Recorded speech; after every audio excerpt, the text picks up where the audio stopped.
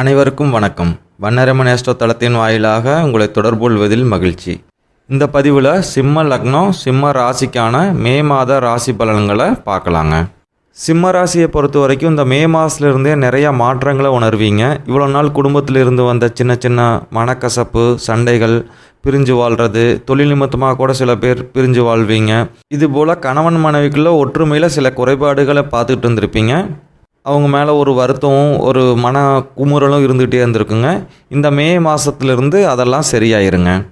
நீங்களே ரொம்ப சந்தோஷப்படுற வகையில் உங்களோட லைஃப் பார்ட்னர் நடந்துக்குவாங்க.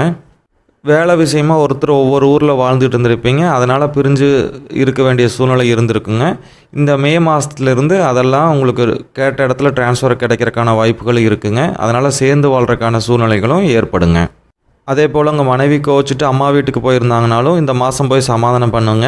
கண்டிப்பாக அவங்களோட சேர்ந்து வாழ்கிறதுக்கான வழி ஏற்படுங்க.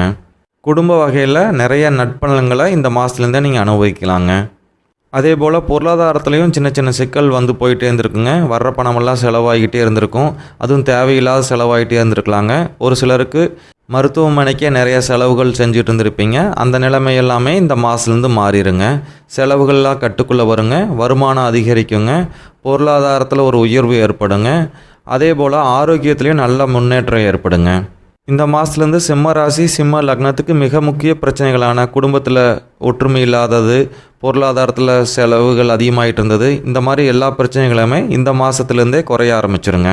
ஒரு சிலருக்கு நிலம் வாங்கக்கூடிய வாய்ப்புகள் ஏற்படுங்க. ஒரு சிலர் வீட்டை புதுப்பிப்பாங்க, இல்லை புதிய வாகனம் வாங்குவாங்க. இதுபோல் நிறைய நட்பலன்களும் நடக்கிறதுக்கான வாய்ப்புகள் இருக்குங்க. சிம்ம ராசியோட ராசிநாதனான சூரிய பகவான் 9வது ஸ்தானமான மேச ராசியில் முதல் 2 வாரம் சஞ்சரிக்கிறாருங்க. 9வது ஸ்தானத்தில் சூரிய பகவான் இருக்கிறதுனால ஆன்மீக ஈடுபாடு ஏற்படுங்க. கோயில் குளங்களுக்கெல்லாம் போயிட்டு வருவீங்க. தான தர்மங்கள் கூட செய்வீங்க. கோயில் திருப்பணிகளுக்காக பணம் செலவு பண்ணுவீங்க. இதுபோல் நிறையா நற்காரியங்களை இந்த முதல் 2 வாரத்தில் செய்கிறதுக்கான வாய்ப்புகள் இருக்குங்க. சூரியன் கூடவே சுக்கிர பகவானும் 9வது ஸ்தானத்தில் சஞ்சரிக்கிறாருங்க. அதனால் பெண்கள்னால ஒரு சிலருக்கு ஆதாயங்கள் ஏற்படுறதுக்கு வாய்ப்பு இருக்குங்க. தொழிலையும் நல்ல வரவுகள் இருக்குங்க. ஒரு சிலருக்கு பதவி உயர்வு கிடைக்குங்க. இவ்வளோ நாள் கூட்டு தொழில் பண்ணிகிட்டு இருந்தவங்க ரொம்ப கடுமையான பாதிப்புகளை சந்திச்சுட்டு இருந்திருப்பீங்க. இந்த காலகட்டத்துக்கு அப்புறம் புதுசாக தனியாக நீங்களே தொழில் பண்ணக்கூடிய சூழலை ஏற்படுங்க. அதை நல்ல முறையில் பயன்படுத்திக்குங்க. மே 14ஆம் தேதிக்கு மேலே நிறையா மாற்றங்களை தொழிலையோ வேலையிலையோ வியாபாரத்துலேயோ உணர்வீங்க. நல்ல பதவிகளுக்கு கிடைக்கிறதுக்கு வாய்ப்பு இருக்குங்க. தொழிலில் நல்ல முன்னேற்றம் ஏற்படுங்க. வியாபாரத்துலேயும் நல்ல லாபங்கள் கிடைக்கிறதுக்கு சூழ்நிலை இருக்குங்க. 8வது ஸ்தானத்தில் செவ்வாய் ராகு சேர்க்கை பெற்றிருக்கிறாருங்க. இந்த மாதம் முழுசுமே 8வது ஸ்தானத்திலே சஞ்சரிக்க போகிறாருங்க. இதனால் வண்டி வாகனங்களில் செல்லும்போது கொஞ்சம் கவனமாக இருக்கணுங்க. இரவு நேர பயணத்தை தவிர்த்துக்கிறது ரொம்ப நல்லதுங்க. அதே போல் தந்தையாரோட உடல் ஆரோக்கியத்துலேயும் கவனமாக இருக்கணுங்க. அவங்களோட பேச்சுவார்த்தையிலையும் ரொம்ப கவனமாக இருக்கணுங்க. கருத்து வேறுபாடுகள் கூட ஏற்படுறதுக்கு வாய்ப்புகள் இருக்குங்க. கடந்த காலங்களில் எந்த காரியத்தை செய்யலானாலும் ஒரு சுறுசுறுப்பு இல்லாதையும் ஒரு சோம்பேறித்தனத்தோடு இருந்திருப்பீங்க. இந்த மாதங்கள்லேருந்து நீங்கள் கொஞ்சம் சுறுசுறுப்பாக உணர்வீங்க. நீங்களே ஒரு புத்துணர்ச்சி அடைகிறதுக்கான கிரக அமைப்பு இருக்குங்க. மே 5, 6 தேதிகளில் உங்களோட பேச்சுவார்த்தையில் ரொம்ப கவனமாக இருக்கணுங்க. வீண் வாக்குவாதத்தை தவிர்க்கணுங்க. மற்றபடி சிம்ம ராசி சிம்ம லக்ன நண்பர்களுக்கு இந்த மாதத்தில் நிறைய கிரக அமைப்புகள் ரொம்பவே நல்லா இருக்குங்க.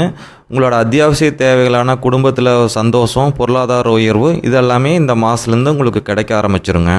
கடந்த காலங்களில் இதில் தான் நீங்கள் ரொம்ப கஷ்டப்பட்டுட்டு இருந்திருப்பீங்க. மன உளைச்சலோடு இருந்திருப்பீங்க. அந்த சூழ்நிலைகள்லாம் கொஞ்சம் கொஞ்சமாக நல்ல நிலைமையாக மாறுங்க. அது மட்டும் இல்லைங்க, கடனும் படிப்படியாக குறைய ஆரம்பிச்சிருங்க. கடன் தொல்லையினால் நிறைய பேர் நைட் தூக்கம் வராது இருந்திருப்பீங்க. அந்த சுமை எல்லாமே குறைஞ்சு நல்லபடியாக தூங்குறதுக்கான சூழ்நிலைகள் கூட ஏற்படுங்க.